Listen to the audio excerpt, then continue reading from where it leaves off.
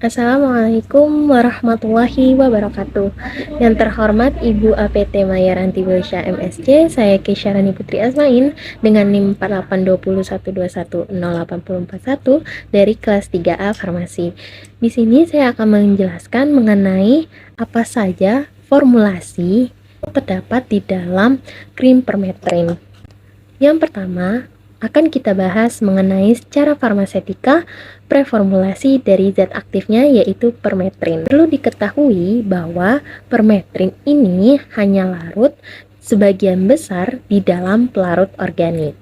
Kemudian, khasiat dari permetrin ini dapat mengobati penyakit kulit yang disebabkan oleh tungau serta memiliki 4 pH-nya dengan stabilitas terhadap panas yaitu sebesar 50 derajat Celcius.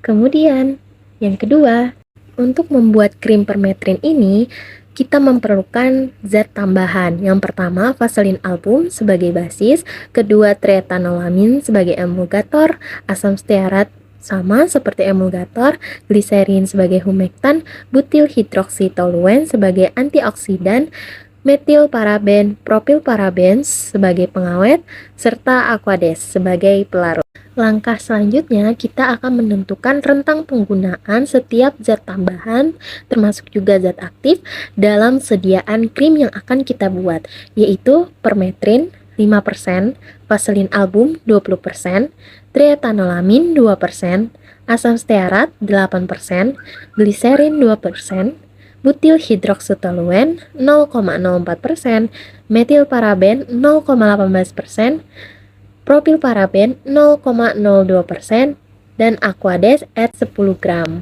Adapun pertimbangan dari bahan-bahan yang akan digunakan ini yaitu kita menggunakan vaselin album. Karena minyak ini mudah teroksidasi atau mudah tengik, maka kita menambahkan zat tambahan berupa butil hidroksitoluen agar menjaga kestabilitasan dari krim tersebut. Dan yang kedua, karena masih ada kandungan air yang terdapat di dalam krim, maka kita akan menambahkan antimikroba sebagai menjaga keawetan dari krim tersebut, yaitu metilparaben dan propilparaben. Kenapa dua antimikroba tersebut dikombinasikan? Karena dapat meningkatkan spektrum kerja dari antimikroba tersebut terhadap krim yang akan kita gunakan. Setelah menentukan rentang penggunaan atau dosis dalam krim permetrin, maka kita akan mengkonversikannya menjadi bobot gram. Setelah dilakukan perhitungan untuk mengkonversikannya, maka didapatkan hasil berupa permetrin sebesar 0,5 gram, vaselin album sebesar 2 gram, triethanolamin 0,2 gram, asam stearat 0,8 gram, gliserin 0,2 gram, butil hidroksitoluen 0,004 gram, metilparaben 0,018 gram, propilparaben 0,002 gram, dan aquades yaitu 6,276 gram. Masuk kepada pembahasan yang ketiga mengenai metode pembuatan dalam krim permetrin. Adapun metodenya yaitu kita menggunakan metode dry gum.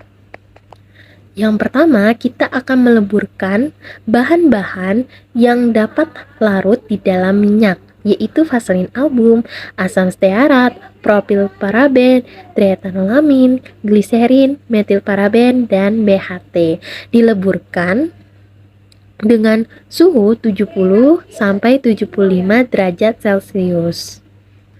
Di sisi lain, kita akan melarutkan semua bahan-bahan yang merupakan fase dari air, yaitu gliserin, triethanolamin, metilparaben di dalam aquades ini akan dipanaskan dengan suhu 70 derajat Celcius sampai dia melebur dan menghasilkan campuran yang homogen. Lalu zat aktif ini dimasukkan ke dalam fase air sedikit demi sedikit, digerus hingga homogen. Kemudian barulah ditambahkan fase minyak sedikit demi sedikit, lalu diaduk hingga homogen. Yang terakhir, jika krim telah jadi dengan konsistensi yang kita harapkan, maka masukkan krim tersebut di dalam tub. Dan krim siap untuk digunakan. Dalam sediaan krim ini, perlu sekali untuk kita menguji homogenitas, uji pH, dan uji lainnya untuk mengetahui apakah krim yang kita buat ini termasuk dalam sediaan krim yang ideal. Maka perlu dilakukan uji. Yang pertama, uji homogenitas. Uji homogenitas ini sangat mudah sekali untuk kita lakukan. Yang pertama, sediaan krim yang telah jadi kita oleskan pada kaca transparan, kemudian kita amati secara organoleptis apakah di dalam sediaan tersebut ada gumpalan-gumpalan yang tidak terhomogenkan di dalam sediaan krim. Yang kedua, uji pH ini biasanya kita menggunakan pH meter, pH strip untuk mengukur pH yang ada di dalam sediaan krim. Karena hal ini harus disesuaikan untuk pH kulit, yaitu 4,5 sampai dengan 6,5, barulah krim tersebut termasuk krim yang ideal. Ketiga, uji daya sebar. Uji daya sebar ini kita hanya perlu mengambil 0,5 gram krim, lalu kita letakkan di dalam cawan petri yang terbalik, kemudian didiamkan selama 1 menit, dan ditambah beban sebanyak 50 gram sampai 250 gram. Dan hasil yang didapatkan untuk daya sebar krim yang ideal yaitu 5 cm sampai dengan 7 cm. Keempat, uji daya lekat. Uji daya lekat yang ideal pada sediaan krim yaitu kurang dari 4 detik.